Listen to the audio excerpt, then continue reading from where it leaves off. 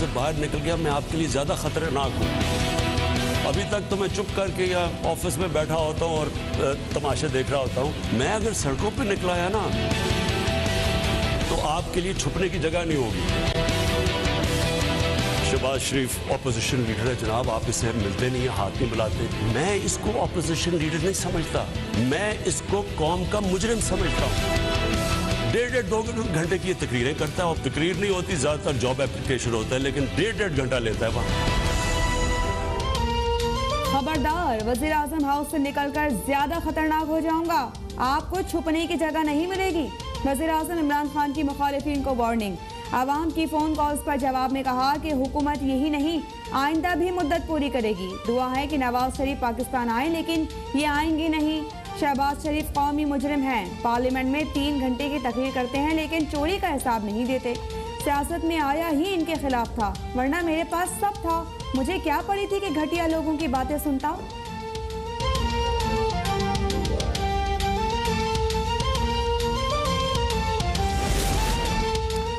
इमरान खान की इक़्तिदार से निकालने पर खतरनाक होने की धमकियां कीदड़ भपकियों के सिवा कुछ नहीं। जिस दिन ये इक़्तिदार से निकले अवाम शुक्राने के नफल पढ़ेंगे।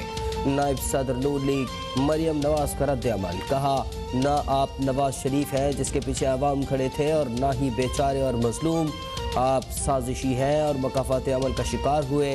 अब रोने धोने और ड्रामों का कोई फ़ायदा नहीं, सामान उठाएं और चलते बने। जितनी देर ये इक़्तिदार से चिपके रहे अपनी और अवाम की मुश्किलात बढ़ाते रहेंगे। सबसे पहले घबराना नहीं। शायद आपको असल सूरत हाल नहीं बताई जाती। अभी साल होने को है मगर महंगाई डबल हो गई। आप और कुछ नहीं कर सकते तो प्लीज ऑनलाइन जाकर आटे की और दाल की चेक कर लें। सबसे पहले घबराना नहीं और हमें बता दें कि अब तो हमें घबरा लेना चाहिए। महंगाई बहुत है, क्या आप थोड़ा सा घबरा लें? वज़ीर आज़म इमरान खान से खातून का सवाल। वज़ीर आज़म ने कहा कि कोरोना के बायस महंगाई पाकिस्तान ही नहीं पूरी दुनिया का मसला है। अपने मोबाइल पर महंगाई की सारी मालूमात मिल जाती हैं। महंगाई के मसले पर रात को सो नहीं पाता। पेट्रोलियम मसनूआत की कीमतों में मज़ीद इजाफे का खदशा जाहिर करते हुए बोले कि जितने बहरान हमें मिले माजी में किसी को नहीं। 8,000 अरब रुपए टैक्स इकट्ठा करूँगा।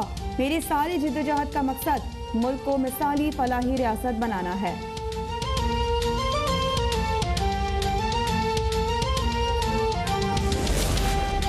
मुल्क की मईशत की ईंट से ईंट बजाने वाले इमरान खान अवामी मुश्किलात से लाइल्म है।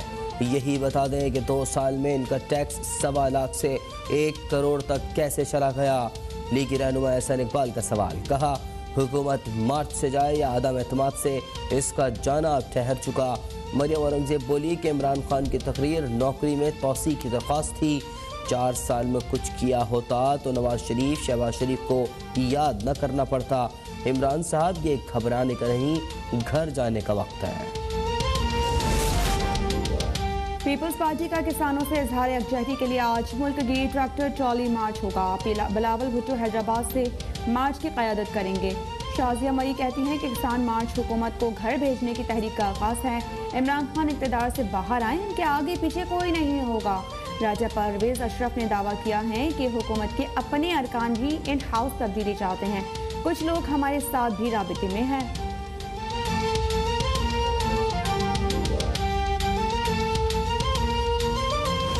आफाक अहमद ने जो हैदराबाद में तकरीर की, आपने आग लगाने की कोशिश की है एक ऐसे इशू पर जो बड़े सालों से दफन हो गया है। ये लोगों की तवज्जो हटाना चाहते हैं उस मिनी बजट से। ये जमातें जो अपने आप को आवाम का नुमाइंदा कहती हैं, उन्होंने कोई एक एहतजाज इस बात पे किया है कि लोगों को गैस नहीं मिल रही, महंगाई हो गई है? नहीं कर रहे हैं। सिंध में लिसानी फसादात की साजिश की जा रही है। एमक्यूएम और आफाक अहमद ने टंडवाला यार में कत्ल के मामले पर आग लगाने की कोशिश की।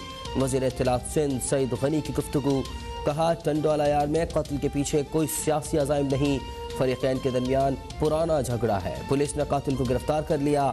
सिंध में बल्दियाती निज़ाम पर अपोजिशन जमातें अवाम की तवज्जो असल इशू से हटाना चाहती हैं।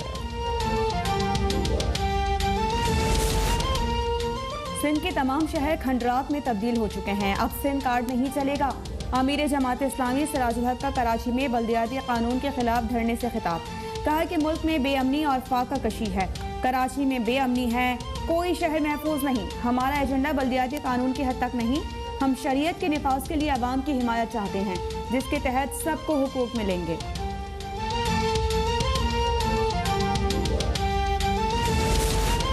जमात इस्लामी का सिंध हुकूमत को 2 रोज़ का अल्टीमेटम, नया बल्दियाती कानून वापस ना लिया तो कराची जाम कर देंगे। अमीर जमात इस्लामी कराची हाफिज नईमुर रहमान का सिंध असम्बली के बाहर 25 रोज़ से जारी धरने से खिताब। कहा शहर के 5 मकामात पर धरने दिए जाएंगे, सिर्फ एम्बुलेंस को जाने का रास्ता दिया जाएगा। सिंध हुकूमत ने जाली अक्सरियत से बल्दियाती कानून पास किया जो किसी सूरत कबूल नहीं।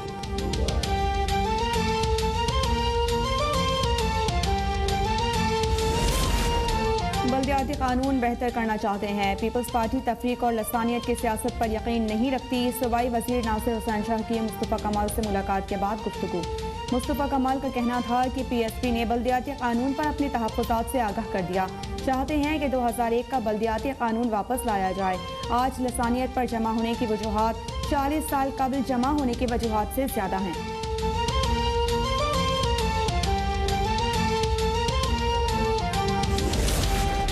पाकिस्तान पीपल्स पार्टी मसनूई अक्सरियत के जरिए सिंध पर काबिज है।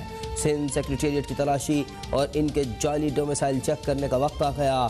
सरबराह MKM पाकिस्तान खालिद मकबूल सिद्दीकी की ललकार। कहा जिन्होंने इंतजामी और लिसानी बुनियादों पर सिंध को तकसीम किया, हम उनके साथ नहीं रह सकते।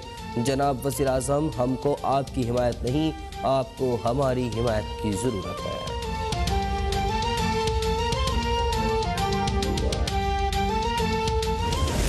आसिफ अली जरदारी जिसका नाम है जिस शख्स का, वो सिंध का दोस्त नहीं है, वो सिंध का भी दुश्मन है, वो पाकिस्तान का भी दुश्मन है।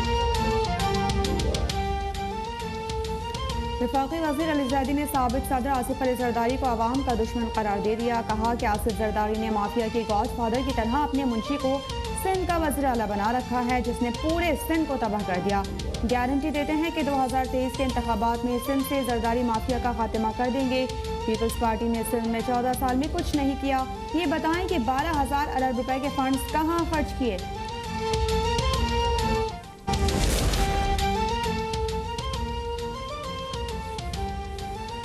किसी और को वज़ीर आज़म बनवा सकता तो खुद न बन जाता। मैं तो MLA क्या काउंसलर भी नहीं बन सका।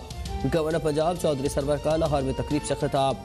कहा नवाज शरीफ के वज़ीर आज़म बनने की सिर्फ पेशगोई की थी, इमरान खान और बेनज़ीर के साथ जिद्दोजहद की थी। जमहूरी निज़ाम में एक शख्स काम नहीं करता, मुश्तरका काविशों से तहरीक इंसाफ कामयाब हुई।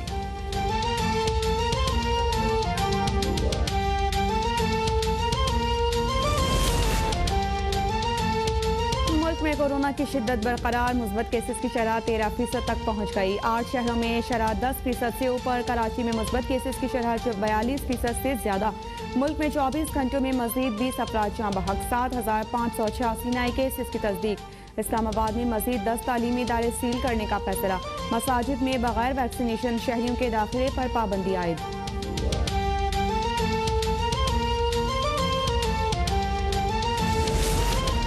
ठट्ठा में केटी बंदर के करीब तेज हवाओं के बायस 2 कश्तियां उलटने से लापता।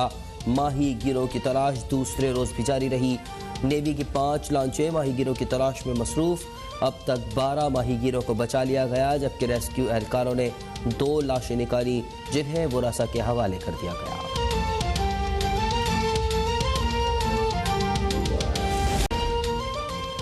बालाई इलाकों में बर्फबारी का सिलसिला जारी। मरी और गलियात में 1.5 फीट से ज्यादा बर्फ पड़ चुकी। मरी में सड़कों पर फिसलन बढ़ गई।